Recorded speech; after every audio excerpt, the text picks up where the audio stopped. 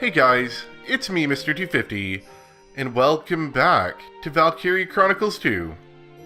So, since the last time I went ahead and changed the audio levels, the game was just like blasting really loud and I couldn't hear it. I didn't have a good pair of headphones on at the time, so I got a better one now. And, yeah, it was just too loud. You could kind of hear it in some of the louder sections, or some of the voices would get kind of... I don't know what the right word is. The sound was coming in too hot. So, fixed that, lowered the volume significantly. Hopefully that will be fixed. And we're going to move on to checking out all these different areas. We're kind of going to get associated with all the different areas in the game. Or all the different areas at the school, I should say.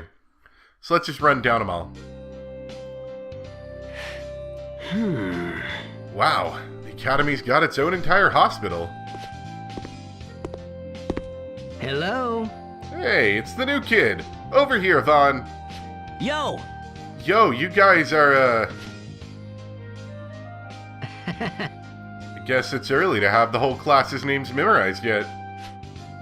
We're Class G. You mean Squid G? Or what did I call it?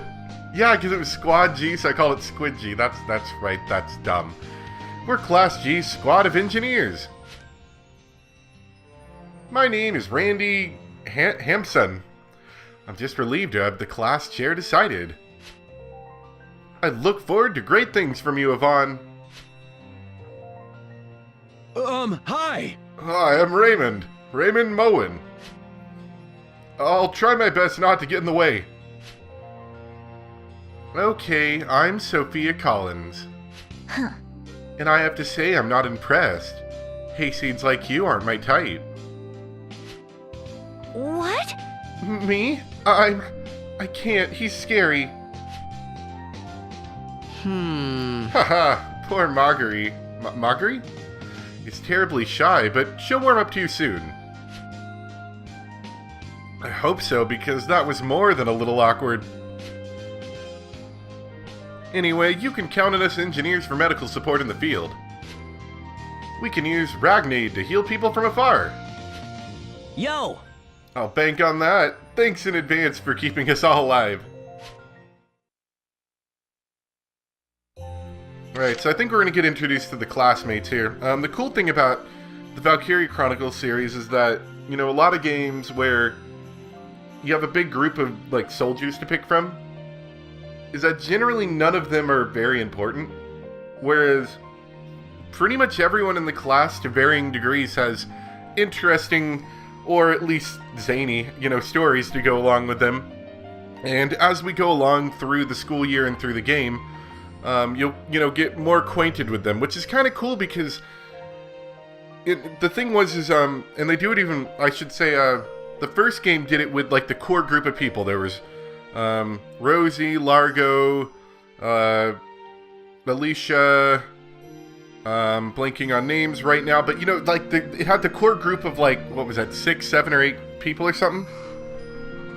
And everyone else was kinda, they had voice lines and stuff, but they didn't have stories. Whereas in this one, you actually get, maybe not terribly deep stories, but you do get stories with each of these characters. They all have their own personalities, and you get some story to go along with them. So, in that regards, it's a little bit more in-depth. And the story doesn't change depending on, like, which characters you pick. At least I don't think it does.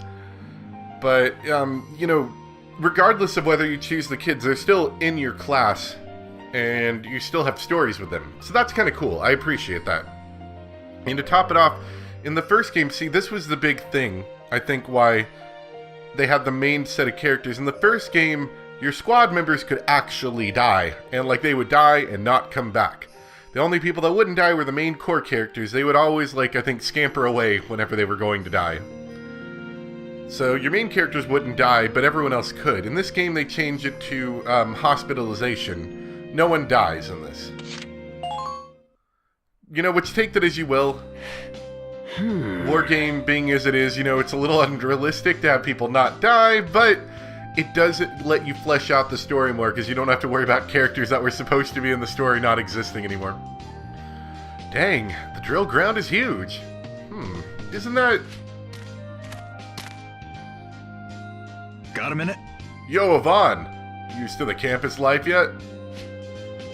Getting there. You guys are all in my class, right? Here, I'll introduce you. These guys are Class G's Lancers. I know, I talked a lot right there, I'm sorry. My name's Reiner Tristan. I enlisted to keep the folks back home safe. I'm Reen Randall, Sportsnet. Oh, is that a boy or girl? I want this war to end so we can all get back to playing ball already. Yoo-hoo! I'm Noel Willock. And making a name for myself as a soldier's my dream. I look forward to serving with you. Have a second? Colleen Celsius here. I'm glad our little family's grown. If you ever need someone to talk to, I'm always around. The rocket lances we use are your best bet against enemy tanks. We also wear heavier armor to shield us from explosions. Yo! Good to know. Good to know I've got you guys in my corner. Yeah, so this is introduce you to all of the classmates time. Gotcha. Which we'll go through all that. Lost again. This stupid campus is way too big. Howdy! I like this guy. I just like his hat. It's kind of cool. Yo, Yvonne, what's up, man? Yo! Hey, you guys are from my class. You're... Who are you again? Hey! Ouch, man. Stone cold. Whatever happened to brothers in arms, bro? I'm Joshim Osen, man. These guys here are all Class G's armored techs. Hello? Right. So this armored tech is a new class they introduced where they kind of, I think, if I'm not mistaken, they've got a few new abilities, but they've also distanced themselves from, like, engineers a little bit, I think. I'm Morris Ling. Morris Ling. Is it Ling or Ling? It'd be great if you just remembered me, or at least just the name. Are you free? I'm Alexis Hilden. I'm here to fight for Mother Galia and her leader. I look forward to seeing you prove yourself worthy of command. If I may. I'm Michelet. Pay no mind to me. I'm a Darkson. We are the squad shield. We can deflect frontal fire without flinching. I don't remember using these units much. They seem unnecessary most of the time. We're also trained to safely disarm landmines. Right. Engineers used to do that. They removed that ability from engineers now. And now it's, now these guys do that. Try to remember us next time, man. Yo! Ha, I think I got it. Thanks for the intros. It's good to meet you. If I remember right, I feel like I had a technique where I basically threw lancers at landmines. See, most of the time you can walk around them. The vehicle landmines are different, but most of the times you can walk around like the human landmines, but even if you can't, you can throw a lancer at it and they absorb a lot of damage. A lot of explosive damage. Alright. What was the next class again? A word, please. Your Hardens, yes. A moment, please. Oh, she looks like she's gonna have a fun time. Huh, you look familiar. Are you in... I'm Frank and Martin. I still haven't accepted you as class chair. But I thought I still ought to introduce the class shock troopers. and Set Nelson, shining star in the night sky of Landseal, darling. I'm content to welcome you into my horde of adoring fans. The creepy one-eye blink. Good day to you. My name is Marion Siegban. Siegban. Ugh. I trust we'll get along famously. So are you one of...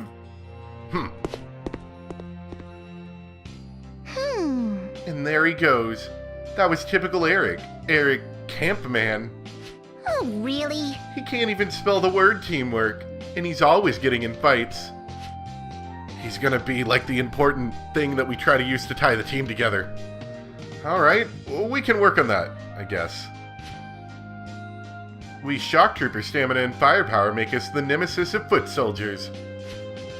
Try to remember that if you have any intention of commanding the squad. Leave it to me. Okay, I'm not going to say we don't use shock troopers, but whenever you start leveling up your, what are they called? I cannot remember. We're going to find out in a second. The dudes that shoot the rifles, the riflemen, whatever they're called in this game, they just end up being really useful because they can run so far. So, shock troopers are good, but their run distance is fairly limited. That's their main problem. They're good for defending a base, though. I'll stick them on a base, and they pretty much have zero chance of getting killed on it. Leave it to me, and I'll leave the firefights to you. I'm kind of mad that I can't remember the name. I'm pretty sure we're going to run into him right here, though. So this is the mess hall. Good, I'm starving. Hey, dude. Hey, dude. You're the new kid. Wait, what? Wait, what? Did the kid come class chair? Perfect timing, dude. We're just about to have a scout meeting. Look at all these scouts. Yeah, they're called scouts. That's what they're called. It's like nerd scouts. I don't think we've been properly introduced yet, dude. Roger. I'm Lancehill's top scoop hunter, Lot Netzel. Latte? Wherever there's news, there's Netzel. I'm Nickel Martin. My sister is a shock trooper here too. Nice to meet you. Helmet Bordice. Bordice. The thought of serving under your command is... Ah. I'm Alyssa Dolan. Your back's wide open, Hardens. You could get shot. She's weird. What? Don't let her get to you, dude. Dude, that's just your way of saying hi, dude. Scouts are super mobile and we're good at sighting enemies too. Yo! Arguably one of the better classes. I'll remember that. It's good to know I've got you guys with me. They're just good for, like, rushing, groups of enemies. That's their, like, big thing that, you always end up using them for. Alright, I think that's everything. I think we just go to briefing room now. I think. Listen up now. I expect your undivided attention, class. Soldiers! There are 5 soldier classes: Scout, Shock Trooper, Lancers, Engineers, and Armored Techs. The new one being Armored Tech. Scouts are have high AP, so they're super useful for moving around. Now, the first game it was especially useful because the maps were so big. It's still fairly useful here, but I would say the usefulness is a little bit lessened. Just because the maps aren't as big, so you don't have to worry about crossing this ginormous field, through the desert like you did in the first game, to kill some enemies on the other side. That kind of thing. They're useful for scouting out distant locations and going to the aid of fallen allies. They also have superior detection ability and can sight enemies concealed in grassy areas from farther away. Scouts carry rifles with average attack power and don't have very high HP or defense. There was like a sniper class in the first game, wasn't there? I think there was. I can't remember exactly how they did it, but in this game, they have like a tree system where whenever you get to a certain point, you can pick like which route on the tree you want to take for a certain individual and have them upgrade to a certain way. And usually the upgrade path goes, like, let's say there's a scout, and then there's like a, I can't remember the names, but there's like a super scout and then an elite scout, or you can go sniper, or usually they have like one other thing somewhere mixed in there. Like the Lancers are interesting. Lancers can be transitioned into like mortars or something like that, and those are really cool actually. Those are really useful. Try to avoid direct firefights with the enemy and move your scouts to points of safety. Shock troopers are frontline soldiers. They have less mobility than scouts, but they do a lot of damage. The range is limited. They do get a cool upgrade to have like a flamethrower. That one's pretty cool. This is explaining their high HP and defense. Their interception fire is also deadly. So they are good at camp defense. That's one thing that they're particularly useful for. Excuse me while I just die. My throat dies a little bit. Lancers are an anti-armor soldier class. The anti-tank lances do heavy damage to tanks. However, they can only carry 3 rounds of ammunition, so they need to be supplied. They're resistant to explosive attacks with defenses that can stand up to tank fire, but they're weak against infantry. They're unable to perform interception fire, counterattacks, and support fire. So their big thing is, I don't think the Lancers can shoot at people. Maybe they can, but they're not especially effective at it. And moreover, they're terrible for base defense because they can't actually shoot back. Engineers are soldier class, supplying, supporting other troops. They have low attack power, though not as bad as you'd think. They're fairly decent, but boast unique abilities such as being able to repair tanks. They can also restock the ammunition of friendly soldiers and tanks. The Ragnade that engineers carry can be used over long distances.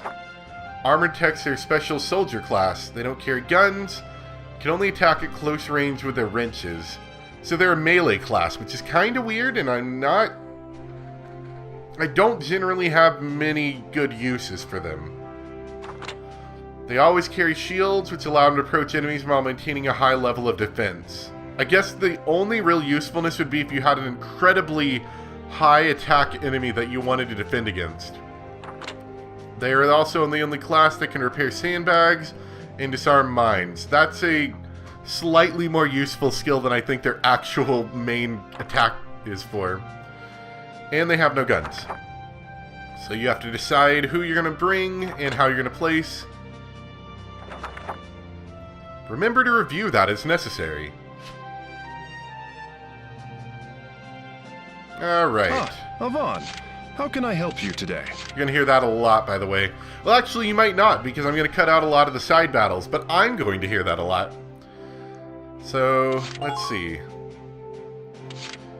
So, right, you can set up groups if you want to. I think the idea is you can, like, set up, like, okay, I've got a group for mainline missions, and then this is the group I take when I want to bring a bunch of Lancers and that kind of stuff. I don't bother with these, but there are quite a lot of them that you can use. Change equipment. This allows you to, if you have specialty weapons, yeah, if you have specialty weapons, you can swap them out. Which you'll occasionally pick up special weapons. I think you can even make them.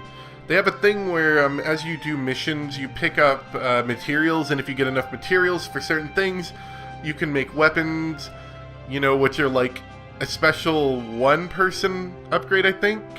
Maybe? I'm not entirely sure. I can't remember.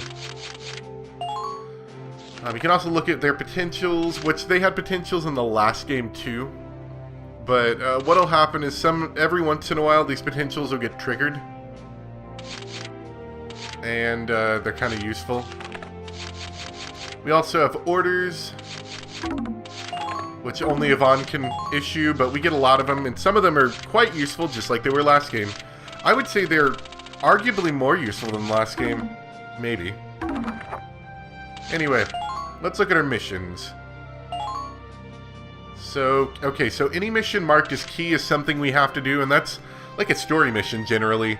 So you're going to get more story in those, whereas they'll have side missions, and generally I'm going to skip them. I'm going to record them as I do everything, but generally you won't end up seeing those, because there's a lot of them, and they're boring, and generally they make you do like 2 or 3 or 4 of them before you can do another key mission.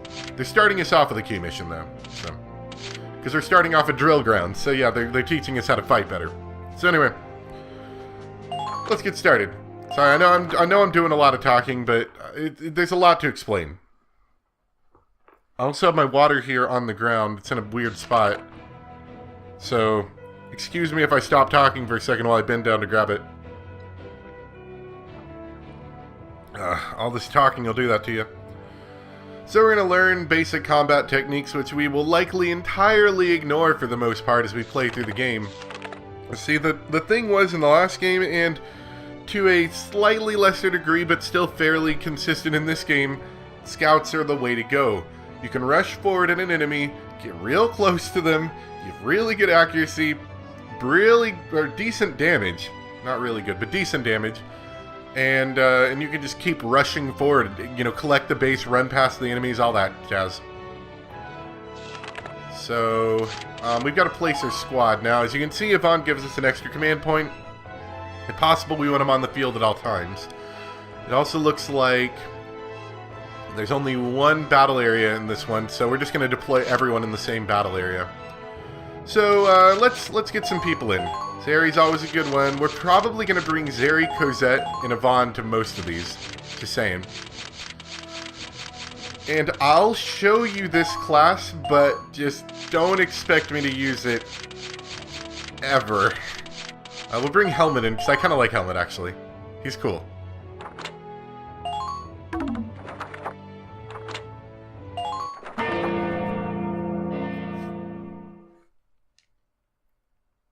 I think this is just like extended tutorial here. I don't think there's much going on.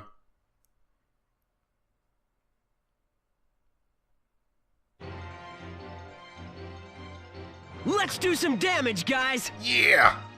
Somebody complained about Yvonne being just too dopey. Like, generally, these games have kind of goofy, dopey main characters. But Listen up! I kind of like them. Hey, maggots, shut your mouths and open your ears. No mouthing off. Morale. The morale displayed in the upper left of the screen represents the willingness of squad members to fight. Morale increases as you defeat enemies and capture bases, and decreases when your squad members fall in combat. When morale is high, the positive potentials of allied units are more likely to be triggered. Morale isn't really a thing we're going to have to worry about much. It generally maxes out most battles. Most potentials provide a combat advantage, so try to keep your morale as high as possible. If your morale drops to 0, your squad will decide they cannot continue fighting and you'll fail the mission. Honestly, I don't know if I've ever seen morale drop to 0 before. Because usually it tops out all the way at max. Got it? You better not forget or you'll be taking a dirt nap. Alright, so let's get Helmet out there. Roger. There you are. Support fire. Alright, so this is an important thing. This is very good for defending bases. When a unit attacks, other nearby allied units may also attack at the same time. This is called support fire.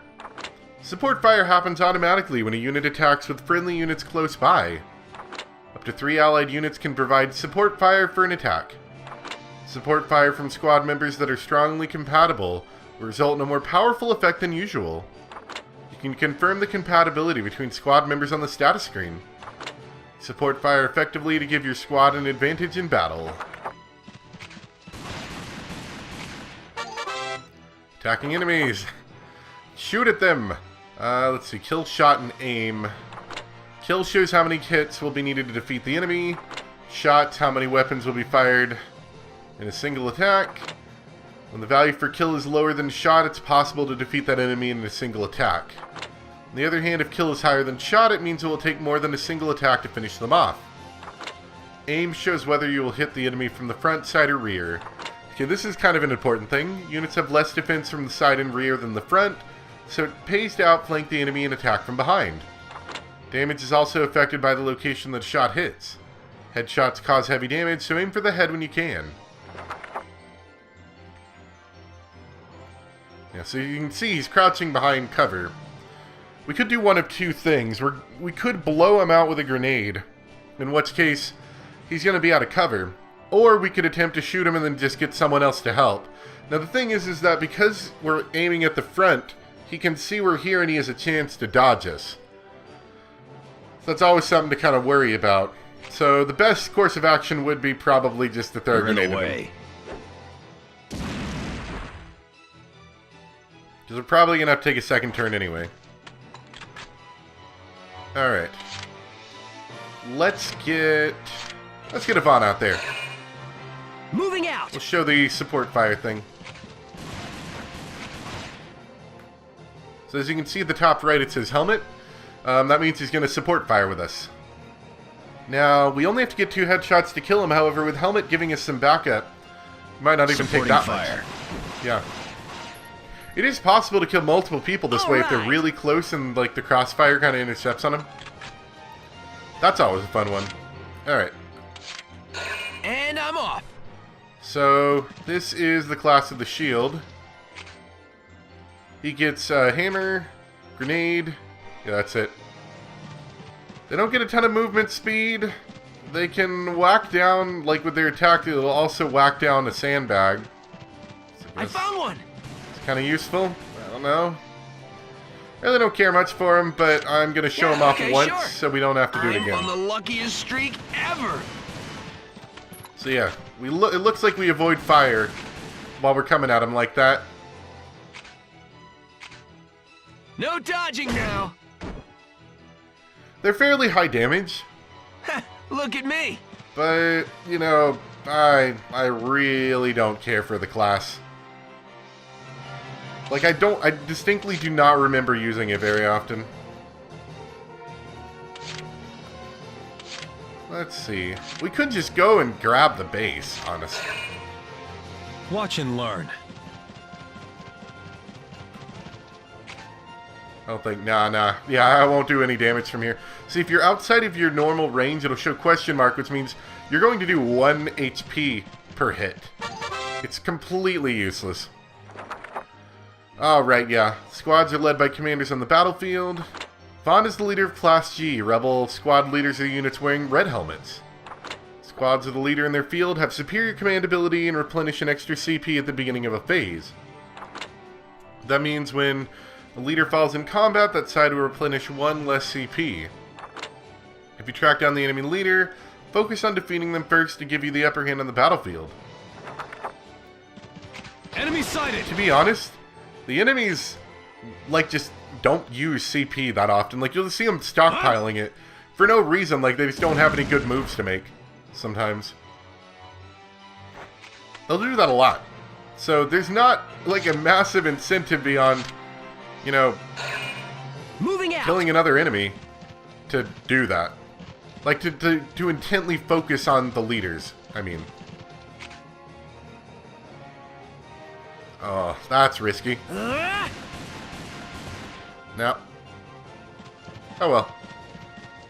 Go ahead and capture that. I don't think that's their base camp, actually. I thought that was their base camp. I was going to say, we're going to end this quick. The base camp must be down here. Yeah, because this map always looks the same. To be honest, a lot of these maps are going to look the same. Now, you're not going to notice that because the main story mission maps are usually fairly unique. They will reuse occasionally, but not too often. Yep, just gets himself killed. They do that a lot, by the way. But the key map, like the key stories, or the side missions reuse maps all the time. Like, I don't think there's been a side mission I've seen with a unique map. But,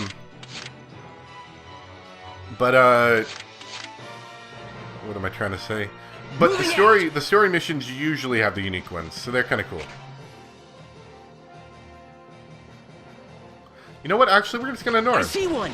Try not to take too much damage. Let me at him. What do you think? Coming at you. Crap. Think he'll notice me here? I was hoping to blow him up without hurting myself. Underway. That's the one thing, is that if you try to run through fire with the scout and you're not decently protected, you can take a bit of damage. You're in the way. Oh! That was so close.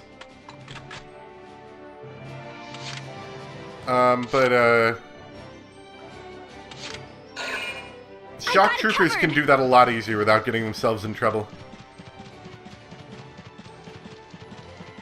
Are you watching, Daddy? No, please. Yeah.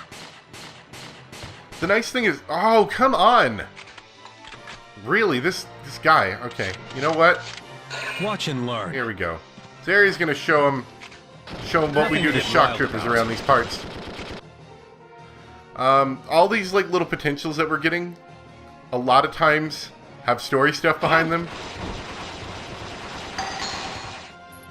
Yes. So we'll learn more about that. Watch as Yvonne gets shot in the face.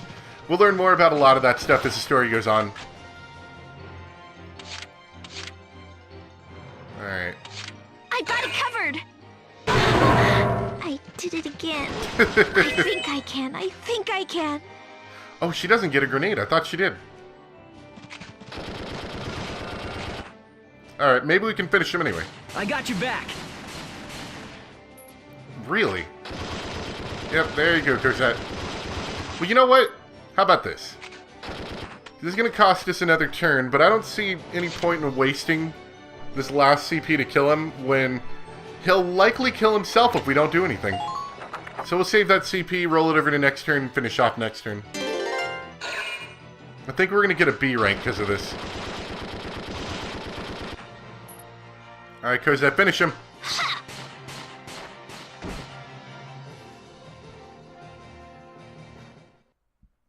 Oh, that was it. Okay, fair enough. So we did finish it in 2 turns, technically. That might get us an A rank. All right, we got the target. Yeah, A rank, there we go. Yeah, defeating leaders does give you a little bit of extra experience and a little bit of extra money. It's not really worth it to go directly after it, though.